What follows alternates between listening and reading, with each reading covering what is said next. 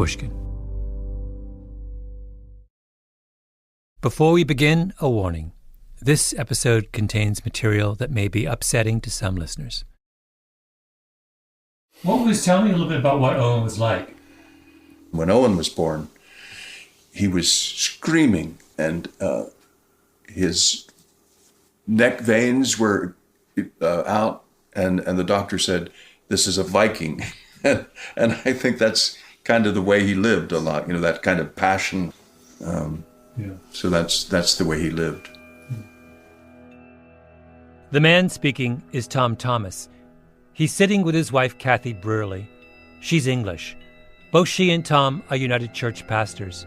They met when they were missionaries in Zambia. They have a son named Morgan. And we're all at Morgan's house just outside of Allentown, Pennsylvania, a bungalow in a tidy subdivision.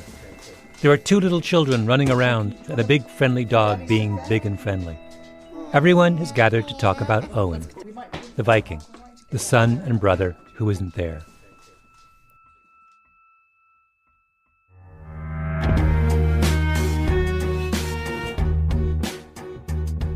My name is Malcolm Gladwell. You're listening to Revisionist History, my podcast about things overlooked and misunderstood. This episode is about Owen Thomas, a young man I never had the chance to meet, about what happened to him and why we shouldn't forget about him.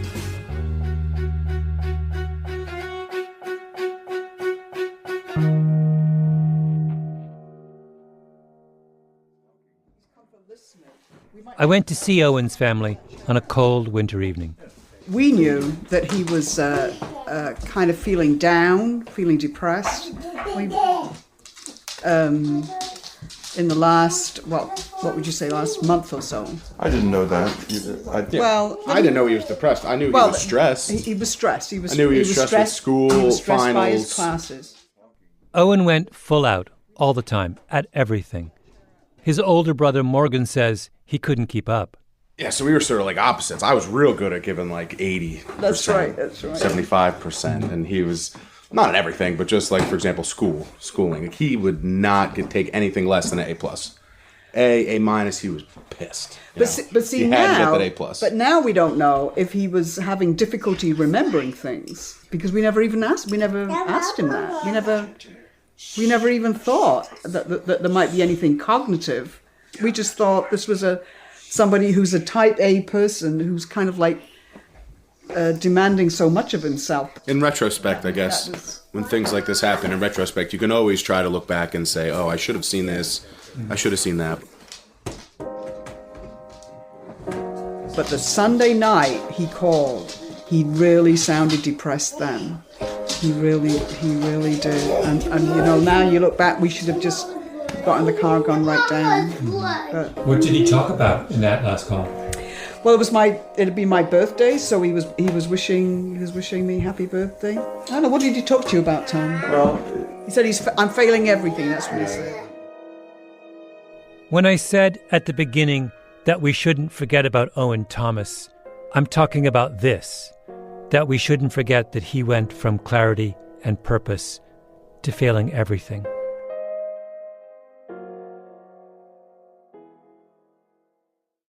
In 2013, I was invited to give a lecture at the University of Pennsylvania. Welcome. It is my great pleasure, on behalf of Penn's 450 Benjamin Franklin Scholars, to welcome you to the 2013 Benjamin Franklin Lectureship. The talk was at a big auditorium at the Penn Museum. I had been assigned a theme, proof. That's obviously a big topic, so I thought that this afternoon I would start by asking a relatively simple question, which is, what level of proof do we need about the harmfulness of some activity before we act? I decided to tell the story of a man named Frederick Hoffman, a remarkable man. Born in 1865 in Germany, immigrated to the United States, Hoffman rose to the position of senior statistician at the Prudential Insurance Company. At the time, that was a hugely important job. This was in the years before Social Security or Medicare. Private insurers were the safety net. And because they had to figure out what to charge for life insurance premiums, they had to closely monitor the health of Americans. And that was Hoffman's job. He set out and he would cover the entire country, and he would go and visit towns and cities and villages all across this land, and he would interview doctors and hospitals and funeral directors, and he would visit all the major employers, and he would go to the cemeteries, and he would talk to people, and he would walk around the town, and he would try and get a sense of what people are dying of. Hoffman was one of the first people to sound the alarm about smoking. He was one of the first to describe the terrible health conditions on Indian reservations.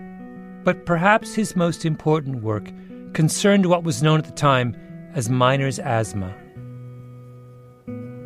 I give a fair number of talks, and one of the things that you can usually tell is if you've lost your audience. And I remember that day at Penn thinking that I had no idea.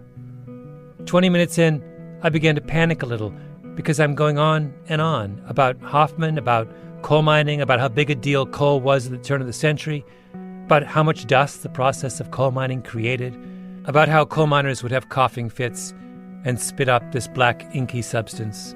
And they would cough more and more of it the more they mined and the more time they spent in the coal mines. That was absolutely beyond question.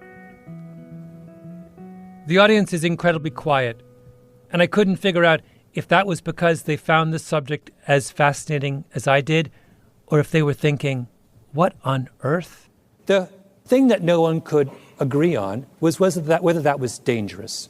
Did it harm the health of someone to inhale all of this dust from coal mining? Miner's asthma wasn't bothering the medical community and the mining companies. They said, look, miners have lower rates of tuberculosis than everyone else. TB is a respiratory disease, so maybe coal dust is protective in some way. Another argument was, if miners were coughing up dust particles, then their lungs were functioning as they should. So for years and years and years, nobody paid particular attention to the problem of coal dust because they had all of these arguments that they used to convince themselves that it wasn't a health risk. And then along comes Frederick Hoffman. Prudential insured a lot of miners, and if they're dying young, then that was a real problem for Prudential. So Hoffman investigated. And in 1918, he publishes this famous report. It was called Mortality from Respiratory Diseases in the Dusty Trades. And it comes out, it was published by the Bureau of Labor Statistics, by the government, federal government, in 1918. Hoffman was methodical. First, he looked at the government statistics on tuberculosis. He found no evidence miners had lower rates of TB. Then he looked at asthma death rates. They were 5 times higher for coal miners than for other working men. Hoffman looked at census data. Who was still working after the age of 45? For farmers at the time, almost a third were still working. For miners, it was a fifth.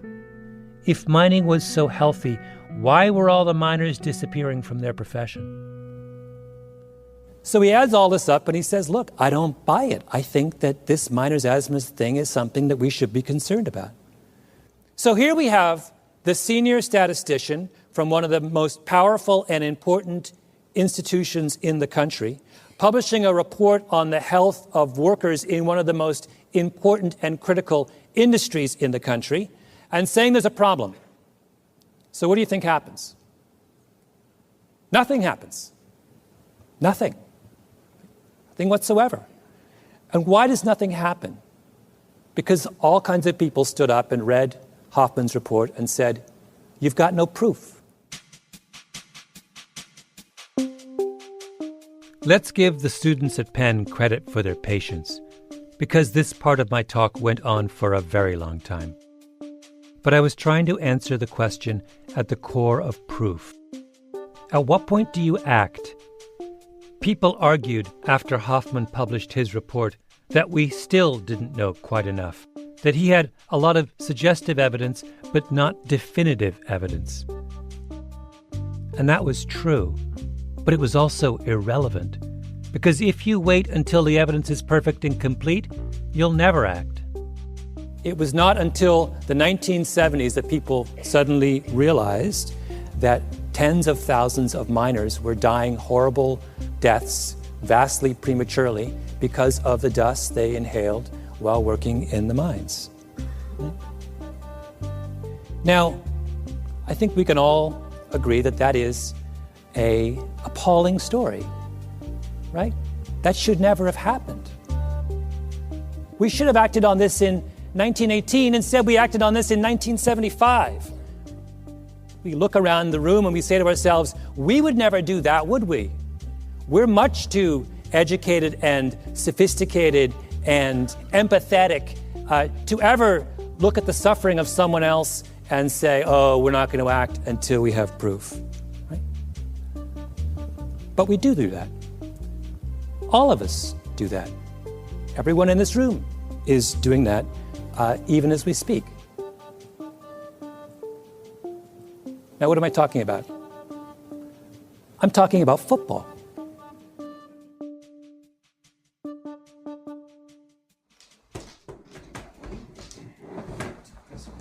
Owen Thomas, the red-headed Viking, was a football player.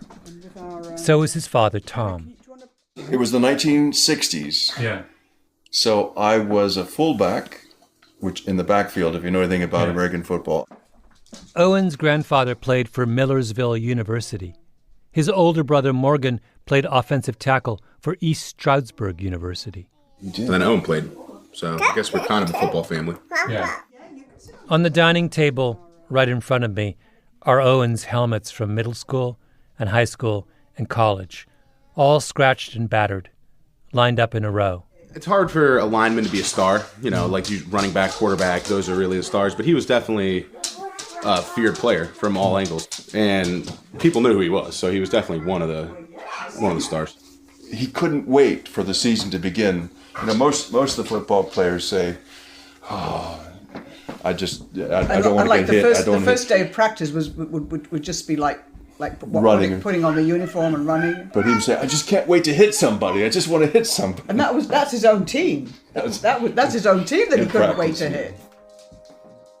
When it came time for college, Owen Thomas went to the University of Pennsylvania. He was just kind of guy that on a bad day when they had to wake up at 6, 7 o'clock in the morning to do a workout and everyone, had class and everything. He was the kind of guy that would get everybody motivated to complete the workout and then go on with your day. Mm-hmm. He was named captain of the football team. 76 out of the 80 players voted for him.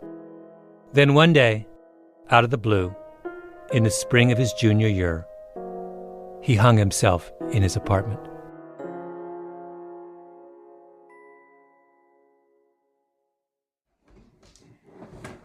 Tom sent me a text message, except I was listening to a lecture, so he kept saying, "Call me." Well, there are all these messages. Call me. So they drove down to Philadelphia. They went to identify their son's body in the hospital. And in the car on the way back, on this terrible, terrible day, they got a call from someone named Chris Nowinski. Nowinski is a former college football player with a PhD in neuroscience who runs the Concussion Legacy Foundation. He works with a group of researchers at Boston University. For more than a decade, they've been autopsying the brains of people who have, in the course of their lives, suffered repeated blows to the head, looking for something called chronic traumatic encephalopathy, CTE. Getting hit in the head causes your brain to twist and bruise. If you get hit enough times, that bruising causes the accumulation of a protein called tau, and that tau slowly works its way through the brain like a poison. So far, Nowinski's group has autopsied the brains of 111 former NFL players. 110 had CTE. 7 of 8 former Canadian Football League players had it. So did 9 of 14 semi-pro players, 48 of 53 college players, 3 out of 14 high school players. The symptoms of CTE include difficulty thinking, impulsive behavior, depression, short-term memory loss, difficulty planning, emotional instability, and suicidal thoughts and behavior. It's not pleasant. One of the first pro players diagnosed with CTE was Mike Webster. He was a Hall of Fame center with the Pittsburgh Steelers. He died at 50. In his house, his family found page after page of scribbled notes, written by Webster to document his mental state. Like this: deep, confusing, twisting, fishing line, tangled up mess of confusing things go on all the time.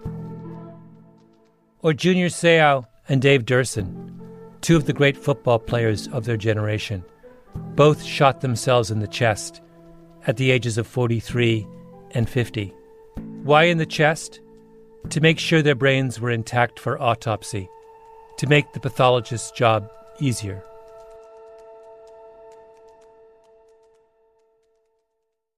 Now, are cases like this absolute proof of a connection between CTE and football players getting hit in the head? No. The research group at Boston University has just published a study which looked at players who had started playing tackle football before the age of 12. I'm quoting, "Youth exposure to tackle football may reduce resiliency to late-life neuropathology." May reduce. Remember, they're working from a non-representative sample. Autopsies conducted on players whose families believe something was wrong. Proof would be if you identified 2,000 people, half of whom play football and half of whom do not, followed them over the course of their lives, and compared the autopsies of their brains at death. Did the football players have, on average, more of the protein tau in their brain tissue than the non-football players? The problem is that the average American male life expectancy is 75 years. If we start that study now, we'll have definitive proof somewhere around the turn of the next century. The much, much harder question is what you do in the interim. And the answer is that you do what Chris Nowinski of the Concussion Foundation does. You plug away. You call people up at the height of their grief and ask them for brain tissue before the body of their loved one is buried or cremated. You call up people like Owen Thomas's parents. This is a day when it was like poured and poured and poured with rain the whole day. And so we were going back, it must have been about like 10 o'clock at night, right? Yeah, driving up the turnpike. And suddenly I get this phone call from this person whose name I can hardly understand. The Thomases were too stunned to say no. But he still had to do quite a lot of work because he had to then call the undertaker and get the undertaker to get the brain matter, which had been just like dumped in a bag by the medical examiner. Yeah, he has something to answer for. Wait, what happened? Well, the medical examiner did an autopsy, right? So this was a football player who had committed suicide, and he didn't make any attempt to preserve the brain matter. Which now I look back on it and I think, how crazy is that? That the brain matter was just like all mixed up with all the rest of the bits and pieces and just thrown in a bag. Owen Thomas died in April. The following September, his parents got a second call. Owen had CTE. And suddenly, it all made sense. Why their focused, joyful, high-spirited son had suddenly called and said, "I'm failing at everything." How did that news change you? I mean, what was the impact of it on hearing that? You said you were relieved in some sense. There was a contributing factor, that it wasn't just depression, that there was a cause that medical cause that you could maybe say that contributed to it. Well, it gave us something to hold on to. It gave us a purpose. Not an answer, because there's still too much unknown for that. A purpose.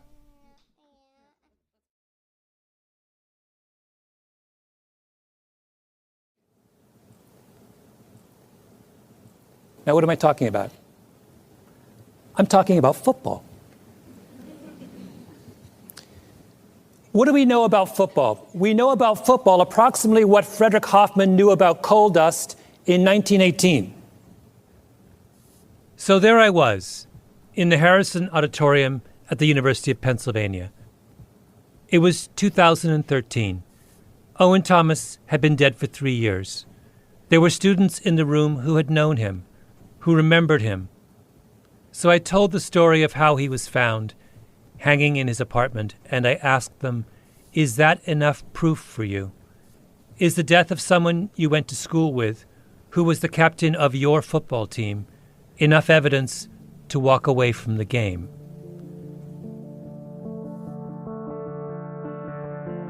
I sometimes think about that moment when I'm at Bob's Library at New York University. I do a lot of my research there. The library has a massive multi-story atrium at its center. And a few years ago, a student jumped over one of the railings overlooking the atrium. And immediately, and at great expense, the university put up high plexiglass screens in front of every railing. Then, a few years after that, a student found a way to wriggle over the plexiglass and jump to his death, so the university installed an even more expensive and elaborate and foolproof metal screen that was impossible to get around or over. 2 suicides, and they spent millions of dollars. Why? Because the job of a university is to watch out for the welfare of the students under its care, and NYU didn't need any more evidence to act.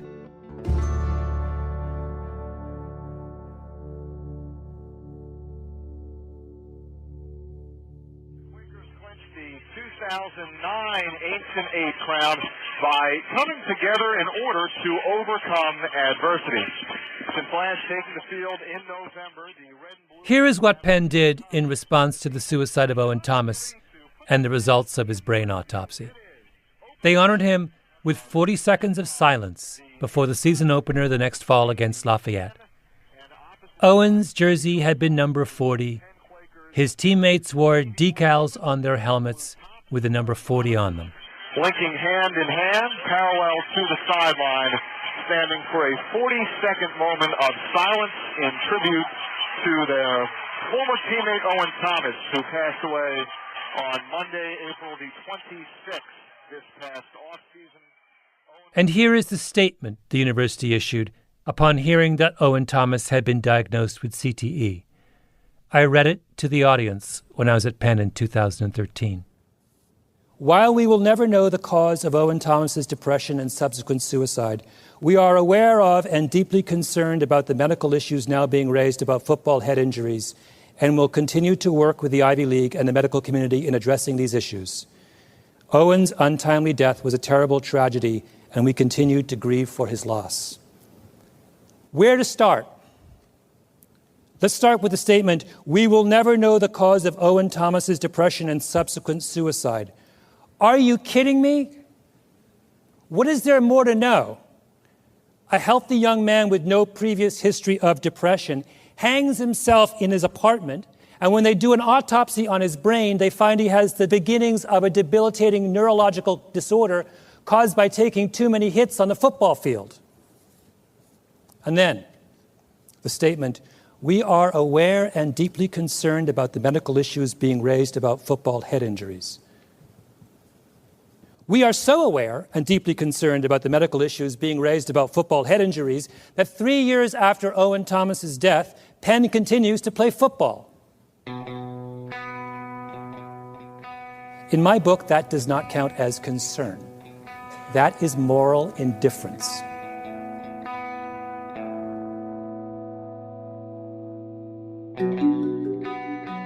Not long ago, I went to see Al Bagnoli.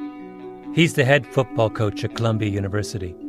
Before that, he was at Penn. He was Owen Thomas's coach, and he reminded me I'd left someone out. Owen Thomas wasn't the only one. Oh, we had 2 of them. We had Kyle Ambrosi, too. They're both traumatic, but Kyle's was unbelievable because that happened right in midseason. So it happened after he scored 2 touchdowns and we beat Bucknell 51 or something. Kyle Ambrosi, star running back on the Penn football team, and a student at the Wharton School of Business, just like Owen Thomas. He shot himself at his mother's house in October 2005. There wasn't an autopsy on Kyle Ambrosi's brain. In 2005, CTE just wasn't on people's radar in the same way that it is now. So we'll never know whether he suffered from the disease the way we know with Owen Thomas. We don't have proof. But what happened to Kyle Ambrosi sounds very much like what happened to Owen Thomas. All his life, a young man plays a sport that involves repeated blows to his brain, until suddenly he fell apart in a way that looks an awful lot like the way people fall apart after they've had repeated blows to their brain.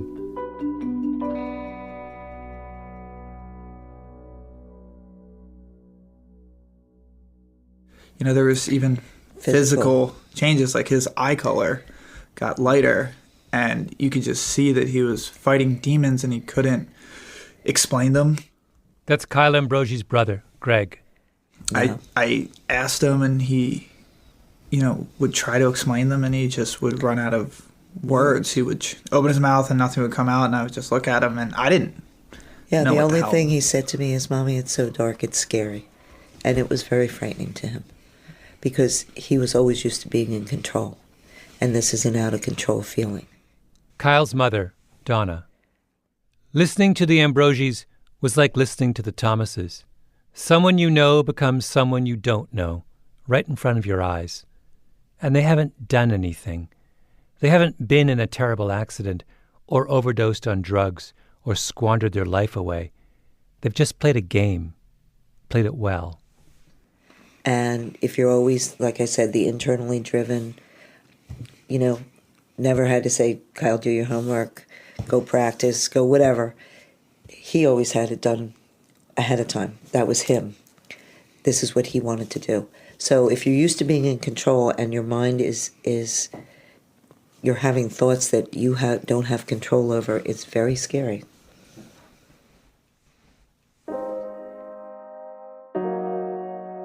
Had anything you'd done as a coach prepared you for... that's a really tough position to be in. No. Nothing you can do. What did you say to your players? Basically, that we're here for you. Yeah, anytime you get that kind of trauma, to deal with it, because again, it kind of brings you back to, okay, what's really important and what isn't important. You put so much premium on, okay, you got to win this game, you got to win that game, you're trying to win a title, and yet when it comes to human life, that's rather trivial. I'm assuming the full team went to the funerals in both cases? Yes. That must have been unbelievable. It's very sad, because again, it's hard to explain. Not that it's any easier to lose somebody in a car accident, but you can explain it, or someone who suffers from terminal cancer. It's just as traumatic, but you can explain it. When you're a teammate of a kid who commits suicide, why didn't I see this? Could I have done something? Why? I think you always question yourself, what could I have done that maybe in some other ways of death you kind of accept? I've thought a lot about that talk I gave at Penn. I'm not sure I won them over.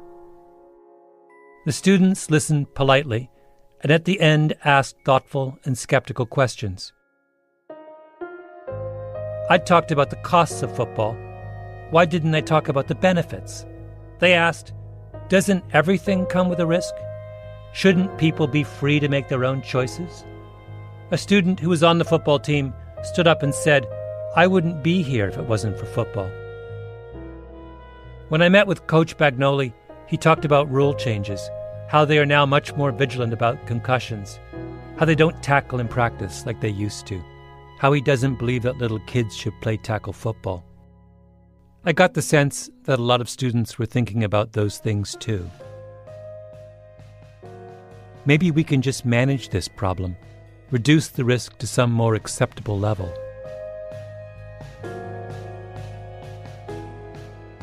After the speech, as I walked to the post-event reception, one of the big deans at Penn looked at me and shook his head. He said, "We're not stopping football." Of course not. And it won't stop. At least not until the third suicide, or maybe the fourth suicide, or the fifth, at which point the students and alumni of Penn will finally say, that's an awfully high price to pay for a game. Al Bagnoli brought up one more name. It's unfortunately becoming more and more prevalent, and I just saw the kid from, Washington State, whose brother actually was here. The name of the kid from Washington State was Tyler Helinski. He was supposed to be the 2019 starting quarterback for the Washington State Cougars. A few days before my interview with Bagnoli, Helinski borrowed a teammate's rifle and shot himself in the head. A bright, outgoing kid with a big smile. No motive. It's unfortunately becoming more and more prevalent. But I guess we don't have enough proof.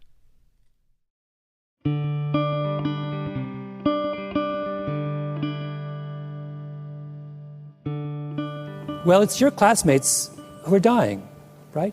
It's your classmates who are putting their lives at risk by playing this game. I think all of you has to consider boycotting football games at Penn. And I think you have to convince your friends to boycott football games at Penn. And I think you have to picket outside football games at Penn. And I think you have to go to the administrators of this university and you have to ask them, why is a world-class institution, one of the finest universities of higher learning in this planet, exposing its own students to the risk of injury and death?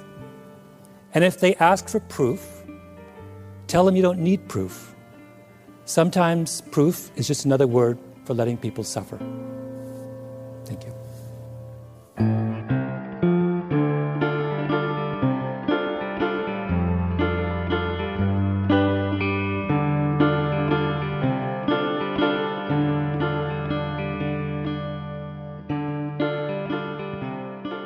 Revisionist History is a Panoply production.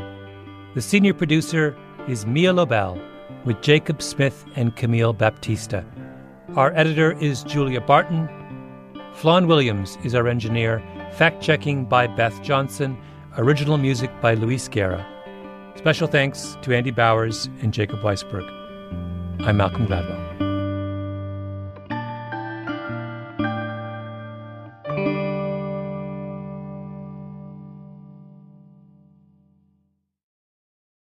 Suicide is a difficult topic.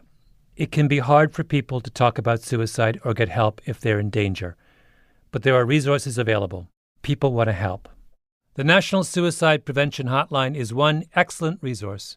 It's free, confidential, and available 24 hours a day. The number in the U.S. is 1-800-273-8255. 1-800-273-TALK.